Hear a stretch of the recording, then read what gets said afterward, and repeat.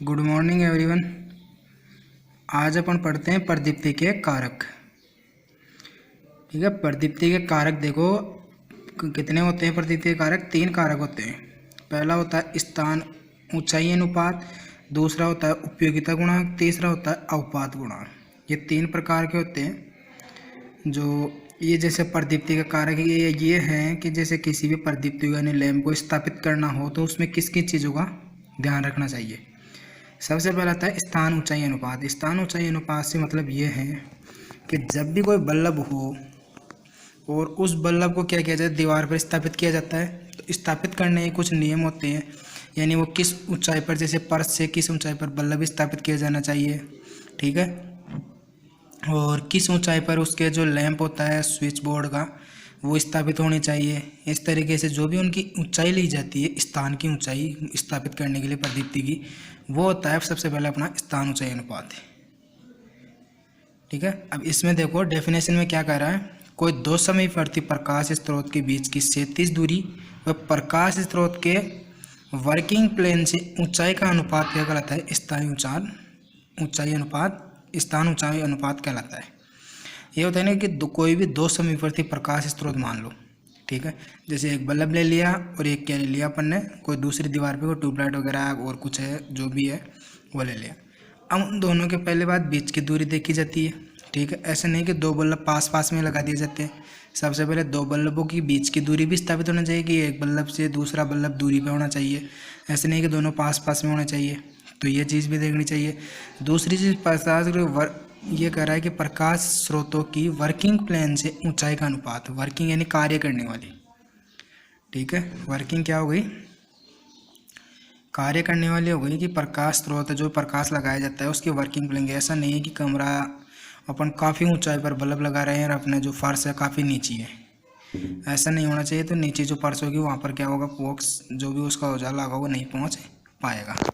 इस तरीके से क्या होता है, अपना स्थान ऊंचाई अनुपात होता है। ठीक है, अब दूसरा क्या आता है, देखो अपना उपयोगिता गुणांक होता है। यानी अपन जो उपयोग करते हैं वो किस तरीके से करते हैं। ठीक है, उपयोगिता गुणांक में क्या है, देखो उपयोग किया गया प्रदीप्ति फ्लक्स बटे उत्पन्न किया गया प्रदीप्ति फ्लक्स। जैसे मान लो अपन ने उपयोग किया 9 वाट का, ठीक है, जो भी बल्ब है उपयोग कितना किया 9 वाट का, उसका फ्लक्स जैसे होना चाहिए कुछ ज़्यादा, ऊंचाई को थोड़ी ज़्यादा होने के कारण क्या हो गया, उस उत्पन्न किया गया प्रदीप्ति फ्लक्स क्या हो गया, थोड़ा बहुत कम हो गया। तो इन दोनों का जो अनुपात होता है वो क्या कहलाता है, अपना उपयोगिता गुणांक कहलाता है। इस तरीके से ये क्या होती है, इसकी डेफिनेशन होती है। ठीक है, इसके बाद आता है क्या, अपना अवपात गुणांक। अवपात गुणांक में देखो क्या होता है, सभी वस्तुएं साफ होने पर प्रदीप्ति बटे वास्तविक अवस्था में प्रदीप्ति। ठीक है, इसमें देखो अवपात गुणांक में क्या है, सभी वस्तुएं साफ होने पर प्रदीप्ति बटे वास्तविक अवस्था में प्रदीप्ति।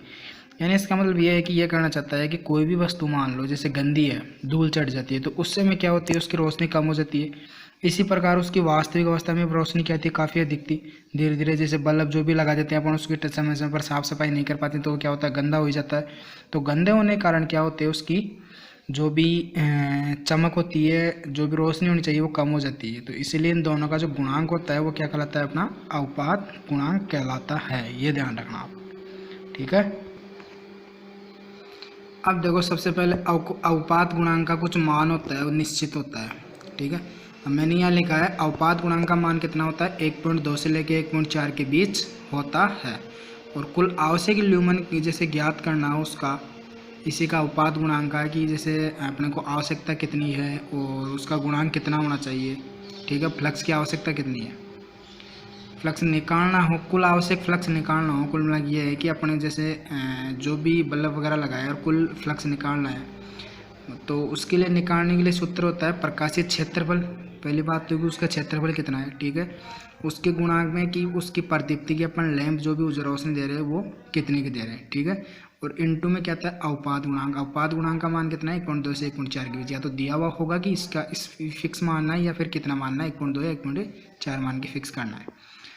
ठीक है, बट में क्या है, उपयोगिता गुणांक, जो पहले मैंने बताया था उपयोगिता गुणांक, जो भी उपयोग किया गया प्रदीप्ति फ्लक्स बट उत्पन्न किया गया प्रदीप्ति फ्लक्स, दोनों का जो अनुपात होता है वो क्या कहलाता है, अपना उपयोगिता गुणांक कहलाता है। इस तरीके से क्या करते हैं अपन इसको निकाल सकते हैं। अब देखो अपन दूसरा टॉपिक पढ़ते हैं, प्रदीप्ति के नियम। ठीक है, प्रदीप्ति के नियम में देखो क्या है, इसमें आपको बताया गया कि प्रदीप्ति के पहले तो सबसे पहले दो नियम होते हैं। पहला कौन सा है, व्युत्क्रम वर्ग नियम, दूसरा होता है लेबर्ट का कोजी नियम। व्युत्क्रम वर्ग के नियम में मोटा मोटा सा आपको ये ध्यान रखना, ये समझाना चाहता है कि आप जब भी जैसे मान के चलो यहाँ बल्ब लगा रहे हो, ठीक है, ये क्या है, मेरा प्रकाश स्रोत है। ठीक है, ये क्या है, मेरा प्रकाश स्रोत है। यहाँ जैसे मैं मान के चलो बल्ब लगाता हूँ और इस दूरी पे एक तो रोशनी चेक कर देखता हूँ, फिर इस दूरी पर रोशनी देखता हूँ, फिर इस दूरी पर रोशनी देखता हूँ, तीन दूरियाँ हो गई। तीनों दूरी पर रोशनी देखता हूँ तो मेरे को सबसे ज़्यादा रोशनी कहाँ दिखेगी, इस पॉइंट पे, इससे कम दिखेगी यहाँ, फिर इससे कम दिखेगी यहाँ। तो ये कहना ये चाहता है कि जो भी प्रकाशित तल होता है, यानी जो प्रकाश स्रोत होता है, प्रकाश होता है, उजाला, वो क्या होता है, जैसे जैसे दूरी बढ़ाओगे वैसे वैसे क्या होती है, उसकी रोशनी कम होती जाती है। तो ये बताया कि ये दूरी के क्या होता है, व्युत्क्रमानुपाती होते हैं, विलोमानुपाती होते हैं। जितनी दूरी बढ़ाओगे उतनी रोशनी कम होती जाती है, ये विलोमानुपाती हो गया सीधा सीधा। व्युत्क्रम वर्ग का नियम यही है। ठीक है, अब डेफिनेशन में देख लो क्या बता रहा है, किसी प्रकाश स्रोत द्वारा किसी प्रकाशित तल पर, इस प्रकाश स्रोत द्वारा इस प्रकाशित तल पर, यह तल पूरा का पूरा, इस तल पर पहुंचने वाली प्रदीप्ति, प्रदीप्ति पहुंचेगी रोशनी, उस तल से प्रकाश स्रोत की दूरी, इस तल से प्रकाश स्रोत की दूरी देखेगा सबसे पहले के वर्ग के क्या होती है, व्युत्क्रमानुपाती होती है, वर्ग के व्युत्क्रमानुपाती। ठीक है, ये ध्यान रखना। ई समानुपाती क्या होता है, I/d², और प्रदीप्ति तीव्रता क्या होती है, I के अनुक्रमानुपाती होती है, यानी समानुपाती होती है। प्रदीप्ति तीव्रता यानी जिस रेटिंग का आप बल्ब लोगे वो करंट तो उतनी ही लेगा। ऐसा नहीं कि दूरी बढ़ाओगे तो उसकी करंट रेटिंग बढ़ेगी, करंट नहीं बढ़ेगी, उसकी रोशनी कम हो जाएगी। ठीक है, ये ध्यान रखना। ये क्या होता है, अपना व्युत्क्रम वर्ग नियम होता है। आ गया समझ में, एक बार और बता देता हूँ मैं। यह अपना व्युत्क्रम वर्ग नियम। व्युत्क्रम वर्ग नियम में क्या होता है, किसी प्रकाश स्रोत द्वारा किसी प्रकाशित तल पर पहुंचने वाली प्रदीप्ति, इस स्रोत के द्वारा इस तल पर पहुंचने वाली प्रदीप्ति क्या होती है, दूरी के वर्ग के व्युत्क्रमानुपाती होती है, दूरी के स्क्वायर के अनुक्रमानुपाती, व्युत्क्रमानुपाती, ये ध्यान रखना। यानी किसी प्रकाश स्रोत द्वारा किसी प्रकाशित तल पर पहुंचने वाली प्रदीप्ति उस तल से इस तल से इस तल से इस तल की बजाय क्या होती है, दूरी वर्ग के व्युत्क्रमानुपाती होती है, तथा प्रदीप्ति तीव्रता I की क्या होती है, अनुक्रमानुपाती, यानी समानुपाती होती है। करंट के तो समानुपाती होगी, यानी जिस रेटिंग का बल्ब काम मिलेंगे वो करंट तो उतनी लेती रहेगी। ऐसा नहीं कि करंट जैसे जैसे दूरी बढ़ाएगी वैसे वैसे करंट बढ़ता जाएगा, करंट कुछ नहीं बढ़ेगा, उसकी रोशनी कम हो जाएगी। ध्यान रखना, ये सूत्र से आपको पता लग जाता है। पहली बात तो इस सूत्र में, इस व्युत्क्रम वर्ग में के नियम में आपको ये ध्यान रखना है, पहली बात तो ये सूत्र ध्यान रखना है। ई समानुपाती क्या होता है, I/d², ई समानुपाती क्या होता है, I/d², यानी जो प्रदीप्ति तीव्रता को इससे दर्शाया जाता है वो क्या होती है, धारा के तो समानुपाती होती है, और दूरी के वर्ग के व्युत्क्रमानुपाती है। ध्यान रखना, किसके, वर्ग के व्युत्क्रमानुपाती होती है। ऐसा नहीं है कि दूरी के व्युत्क्रमानुपाती होती है, दूरी के स्क्वायर के व्युत्क्रमानुपाती होती है, ये ध्यान रखना। ठीक है, इस तरीके से क्या होता है, अपना ये नियम होता है। अब दूसरा आता है अपना लेबर्ट का कोज्या नियम। ये है देखो अपना लेबर्ट का कोज्या नियम। ठीक है, अब देखो लेबर्ट के कोज्या नियम में ये कहना चाहता है कि जब भी अपन जैसे मान के चलो वही चीज़ है, यहाँ बल्ब लगा रहे हैं, ठीक है, यहाँ बल्ब लगाने के बाद क्या हो रहा है, ये रोशनी सीधी पहले तो तल पे पहुँच रही है, तल पे पहुँचने के साथ साथ क्या हो रही है, एक कोने पे जा रही है, निश्चित कोने पे। अब यह थीटा डिग्री का क्या बना लेती है, कोण बना लेती है। क्या बना लेती है, थीटा डिग्री का कोण बना लेती है। ये जो कोण होता है ना, वो हमेशा या तो आपको दिया हुआ होगा, ठीक है, ये कोण जो बनता है ना वो हमेशा क्या होता है, प्रदीप्ति फ्लक्स के समानुपाती होता है, ये ध्यान रखना। ई समानुपाती क्या होता है, cos पाई, यानी ये जो कोण बनेगा इतनी ही उसमें क्या होगी, रोशनी उत्पन्न हो पाएगी। ये मतलब ये यहाँ एंड का पॉइंट है। ये अगर मान के चलो यहाँ कोई भी जैसे पॉइंट बन गया cos पाई का, मान के चलो कोई भी डिग्री की 60 डिग्री के कोण पे झुकी हुई है, ठीक है, अगर ये कोण बन जाता है तो ये एरिया कितना कवर करती है, रोशनी लगभग इतना एरिया कवर कर पाती है, तो ये क्या देगी, यहाँ ये रोशनी देगी। ठीक है, अब इसी प्रकार जैसे इसकी डेफिनेशन देखो, किसी प्रकाश स्रोत के द्वारा, किसी, ये मान ले मैंने ए बिंदु पर प्रकाश स्रोत का, कि इसके द्वारा किसी प्रकाशित तल पर पहुंचने वाली प्रदीप्ति, किसी प्रकाशित तल पर, प्रकाशित का तल ये है कि इस तल पर मेरे को पहुंचना है रोशनी, पहुंचने वाले प्रदीप्ति स्रोत से आने वाली प्रकाश किरण, इस स्रोत से आने वाले प्रकाश की किरण, और दूसरी चीज़ अभिलंब। अभिलंब का मतलब ये हो गया कि किरण जहाँ पड़ती है पढ़ के वापस लौटती है, तभी क्या करती है, पूरा एरिया कवर कर पाती है। अभिलंब के बीच बने कोण की कोज्या क्या होती है, अनुक्रमानुपाती थी। यानी इसी कोण के बनी कोज्या, ये क्या है, मेरा कोण है, और इसी को क्या कहते हैं अपन, कोज्या कहते हैं, कोसाइन। ठीक है, इसके क्या होती है, ये समानुपाती होती है।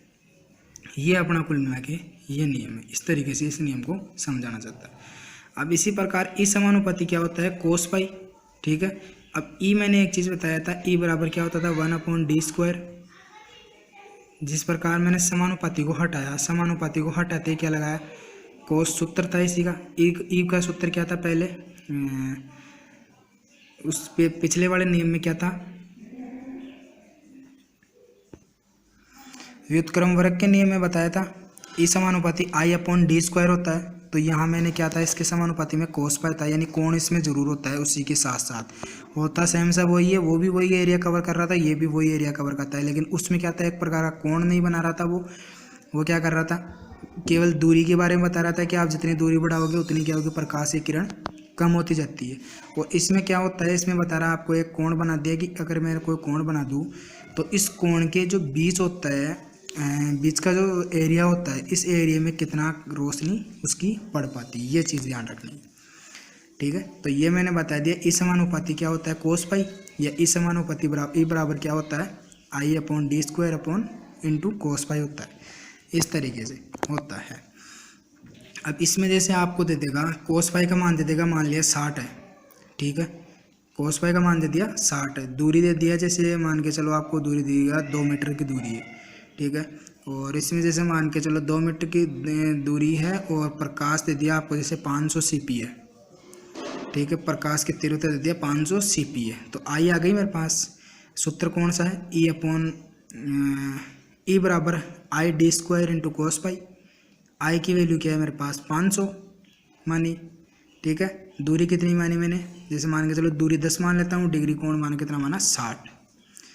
ठीक है, अब कोस 60 का मान कितना होता है आपको पता होगा।